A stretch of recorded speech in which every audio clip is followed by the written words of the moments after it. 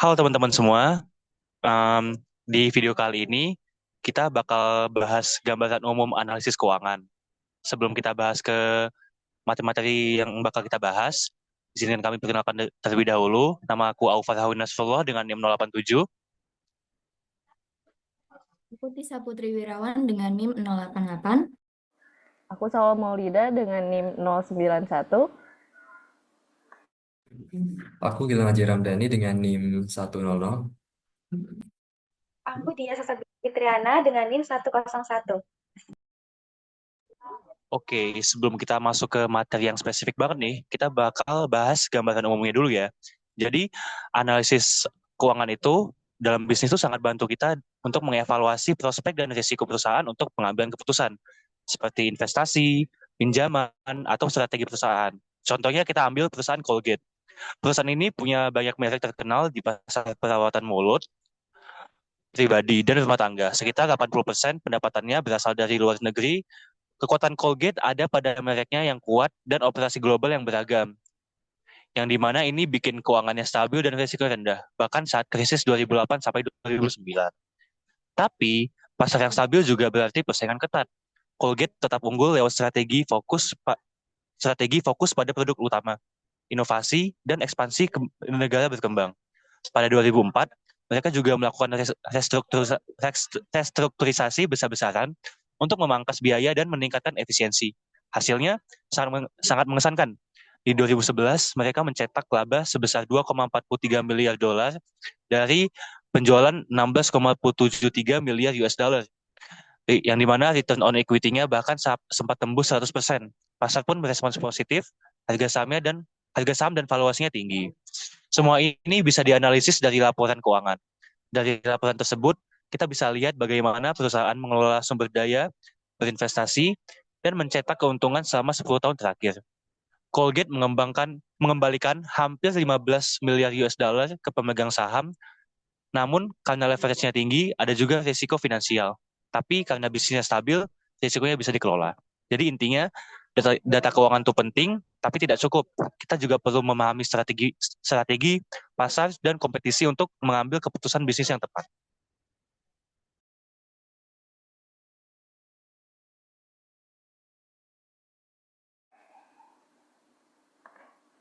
Nah, sekarang saya akan lanjut menjelaskan secara singkat tentang apa itu analisis keuangan secara umum.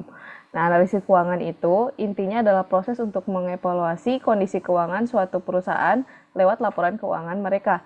Nah, tujuannya ya supaya kita bisa tahu nih perusahaan ini sehat atau enggak secara finansial. Biasanya yang dianalisis itu laporan laba rugi, neraca, sama laporan arus kas. Terus dari laporan itu kita bisa pakai berbagai rasio keuangan seperti rasio likuiditas, solvabilitas, profitabilitas, sampai aktivitas.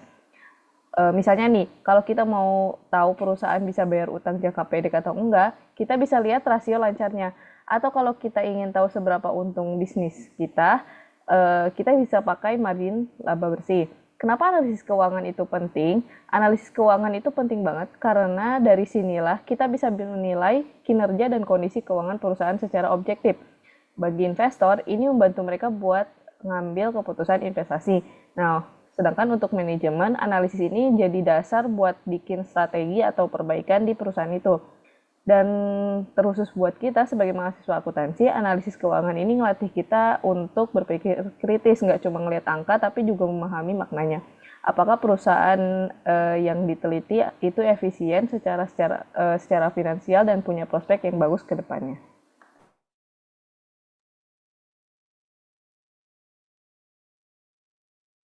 Untuk selanjutnya, yaitu mengenai analisis akuntansi.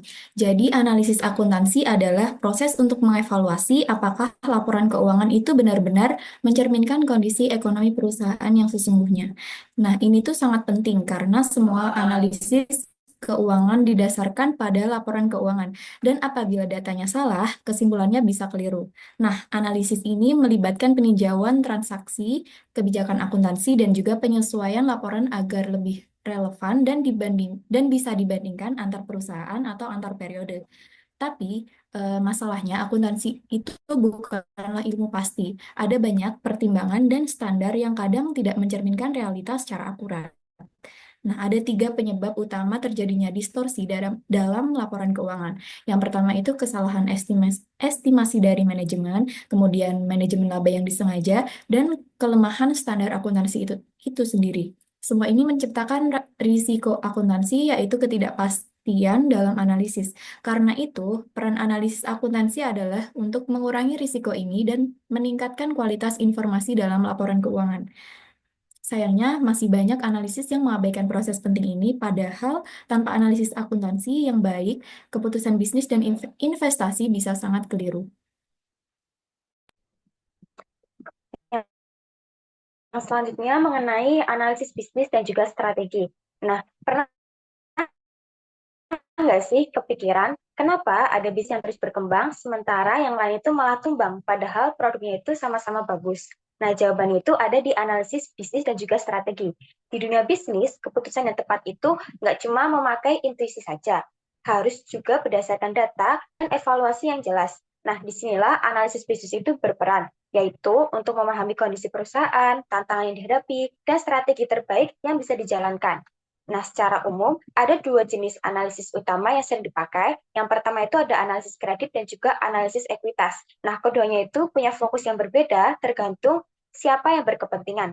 Untuk yang pertama itu analisis kredit. Nah, analisis ini digunakan untuk pihak yang ingin memberikan pinjaman, misalnya bank. Fokusnya itu bukan pada keuntungan, tapi pada risiko gagal bayar. Nah, contohnya di sini, kredit jangka pendek itu dapat dilihat dari kondisi keuangan saat ini dan juga likuiditas. Sedangkan untuk kredit jangka panjang, itu perlu dianalisis lebih dalam, termasuk proyeksi arus kas dan kemampuan bayar utang. Dan analisis yang kedua itu analisis ekuitas, berbeda dengan kreditor, investor saham itu lebih berfokus pada potensi keuntungan dan pertumbuhan perusahaan.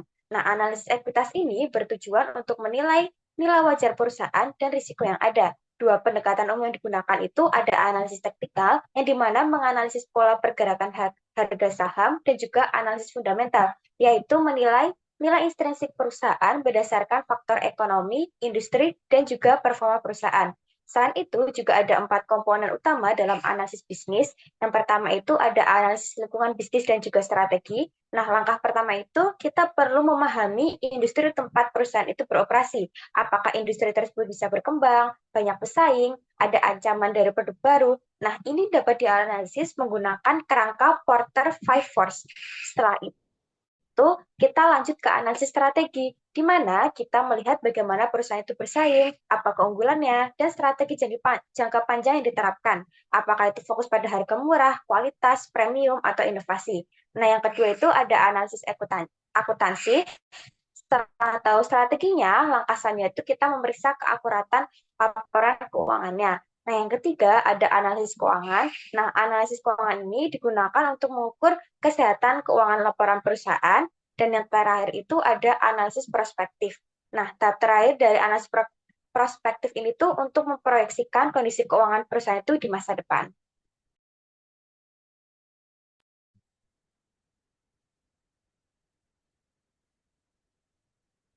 Nah, tahap terakhir adalah analisis prospektif, yaitu memproyeksikan kondisi keuangan perusahaan di masa depan. Dalam dunia bisnis yang kompetitif, analisis prospektif menjadi kunci dalam memperkirakan masa depan perusahaan. Bayangkan kamu adalah seorang analis keuangan yang sedang mempelajari perusahaan sekelas Colgate. Kamu tidak hanya melihat data masa lalu, tetapi juga mencoba memproyeksikan seperti apa kinerja perusahaan di masa depan. Dengan memahami tren, strategi perusahaan, dan kondisi industri, kamu menyusun proyeksi laporan keuangan seperti pendapatan, laba, dan arus kas di masa mendatang. Proyeksi ini digunakan dalam model penilaian seperti Residual Income Valuation Model untuk menghitung nilai wajar perusahaan. Disinilah kamu berperan layaknya peramal bisnis, tapi tentu saja dengan dasar analitis dan bukan sekedar tebakan. Namun, analisis prospektif tidak berhenti di angka-angka saja. Ia menuntut pemahaman mendalam tentang faktor-faktor penggerak nilai perusahaan, strategi pertumbuhan, efisiensi operasional, perubahan regulasi, bahkan potensi gangguan pasar. Sebuah perusahaan mungkin terlihat kuat dari luar, namun bila prospeknya menurun karena inovasi yang stagnan atau persaingan ketat, maka nilainya pun bisa tergerus. Itulah sebabnya analisis prospektif bukan hanya sekedar teknik, tapi juga seni yang memadukan data historis, wawasan industri, dan intuisi bisnis untuk meramal masa depan perusahaan dengan cermat dan penuh perhitungan.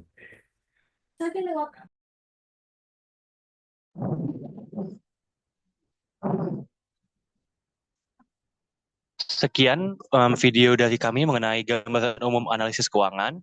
Semoga dengan video ini dapat menambah wawasan teman-teman semua. Terima kasih.